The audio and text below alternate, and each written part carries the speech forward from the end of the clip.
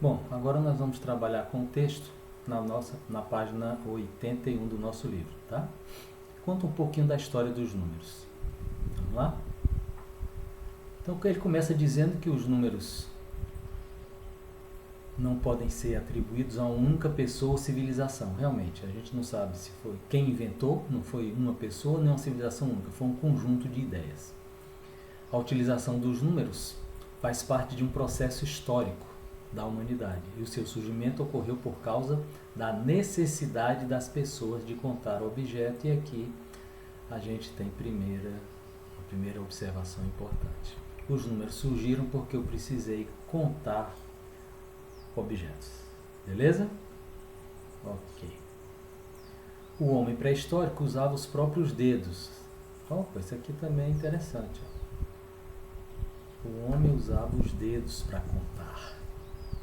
Além de contar com pedras, com nós, ele fazia um nó nas cordas, marcava os ossos, né, com os tracinhos, e outros recursos para representar quantidades.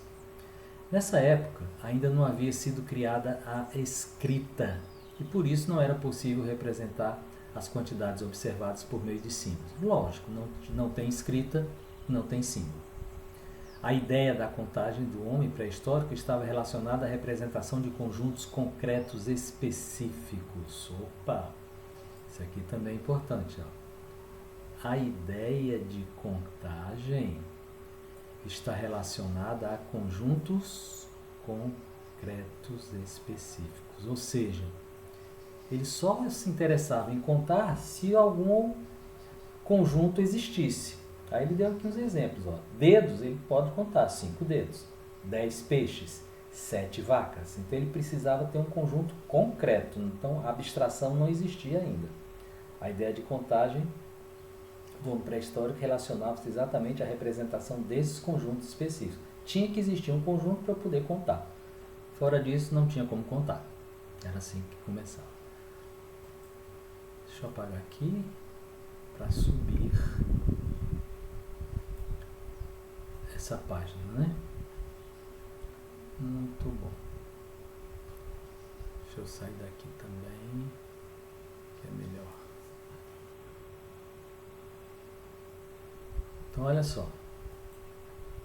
A invenção da escrita marcou o fim da pré-história e o início da história. Então, a história começa com a escrita. A partir de então, o ser humano passou a ter de resolver outros problemas surgidos com o desenvolvimento da indústria e do comércio. Então, veja que a necessidade imperava. Ou seja, os números foram criados porque eu tive necessidade. À medida que o comércio e a indústria se desenvolvendo, eu precisava de mais elementos para contar e para efetuar cálculos rápidos e precisos. Então, eu passei a representar a quantidade de objetos por meio... Nossa, mas eu estou atrapalhando mesmo, né? Aqui. Caraca. Aqui, pronto.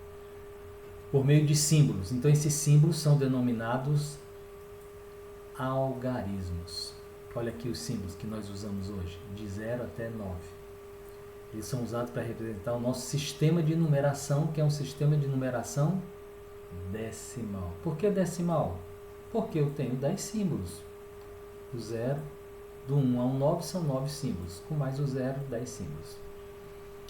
E quando eu tenho um conjunto de regras que permite determinar o valor ou a quantidade representado por uma certa sequência de símbolos, também chamada de numeral, esse conjunto eu chamo de sistema de numeração. Então, o sistema de numeração nada mais é do que um conjunto de regras estabelecidas que relacionam os diversos numerais entre si, esses algarismos, também chamado de numeral, tá? Esses símbolos. Então, quando eu tenho essas relações todas, eu tenho um sistema de numeração. No nosso caso, como são 10 símbolos, sistema de numeração decimal. Agora, o valor denotado por um numeral é que recebe o nome de número. Eis a diferença entre numeral e número. Numeral é aquilo que eu desenho, é aquilo que eu escrevo. Número é a ideia que aquilo representa. Tá? Então, o 2 sozinho me dá a ideia de 2 unidades. Mas no número 21, o 2 me dá a ideia de 20 unidades. É o mesmo 2, porém eles são diferentes nesse aspecto, né? Aqui ele sozinho representa 2 unidades, mas aqui, ó, é o mesmo símbolo, porém a ideia não é mais 2 unidades, e sim 20 unidades. Mas é o mesmo numeral 2, numeral 2.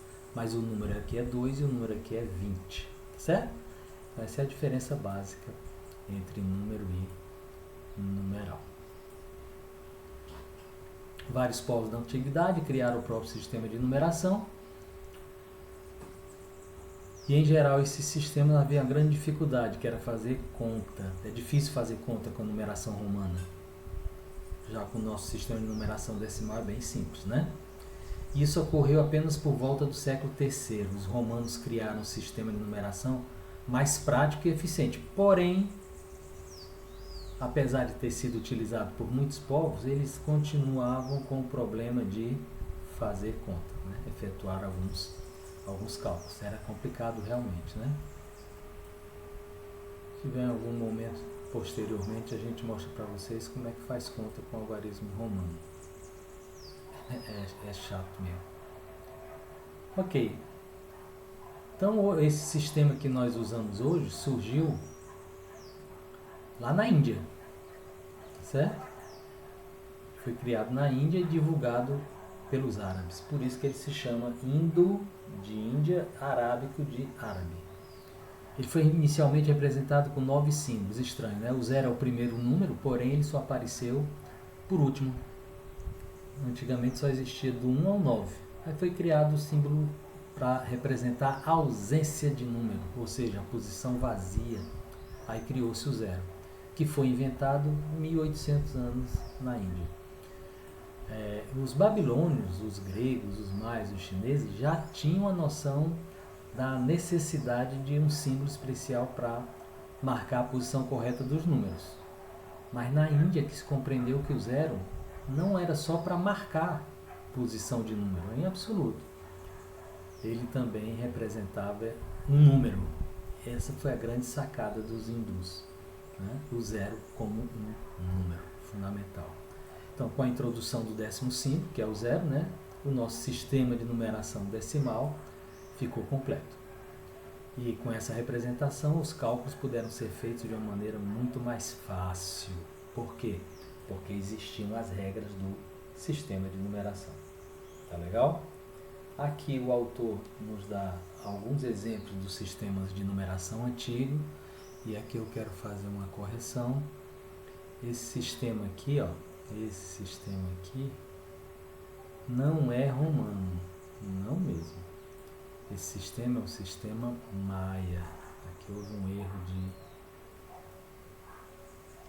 digitação, né? De revisão. Revisou, comeu mosca nessa aqui, ó. É um sistema maia de representação, certo? Que a gente usa hoje em dia, em alguns casos, é o sistema romano. Tá? Os outros caíram em desuso. E aqui o nosso sistema indo-arábico, que a gente já conhece muito, muito bem. Tá certo? Então, vamos ficando por aqui. Próximo vídeo a gente vai fazer alguns exercícios. Até lá então.